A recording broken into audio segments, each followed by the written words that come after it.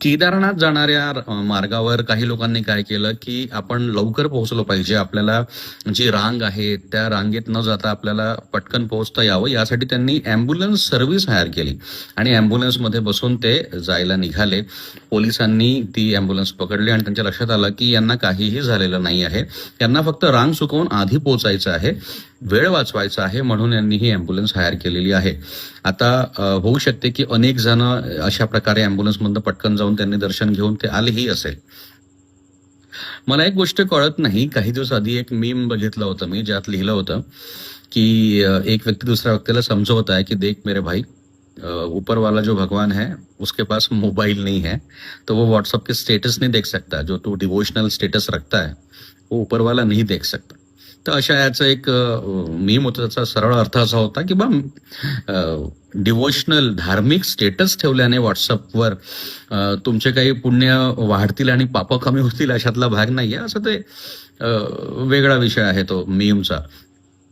तर तेच माझं म्हणणं आहे की तुम्ही श्रम न करता, म्हणजे कुठलेही शारीरिक श्रम न करता तुम्ही जर अशा प्रकारे चुकीच्या मार्गाने देवदर्शनाला जात असाल तर हे कितपत योग्य आहे?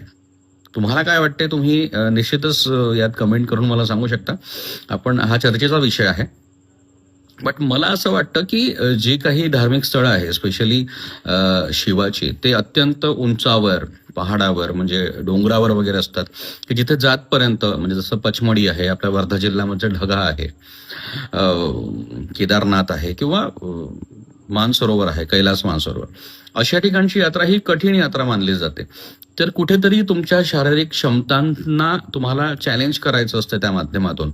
आपण ज्यावेळी देवाच्या नावाने उपवास करतो त्यावेळी तुम्हाला तुमच्या शरीर आणि मनावर नियंत्रण मिळवून तुम्हाला उपाशी राहायचं असतं.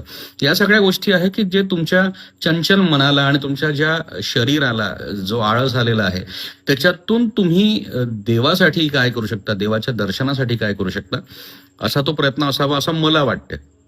मे बी माझा विचार चुकीचा असेल, पण त्याही ठिकाणी तुम्ही जर अशा प्रकारे अँब्युलन्सचा वापर करून तुम्ही खोटं बोलून जर दर्शनाला जात आहात तर तुम्ही कोणाला फसवत आहात, असा हा माझा आजचा प्रश्न आहे.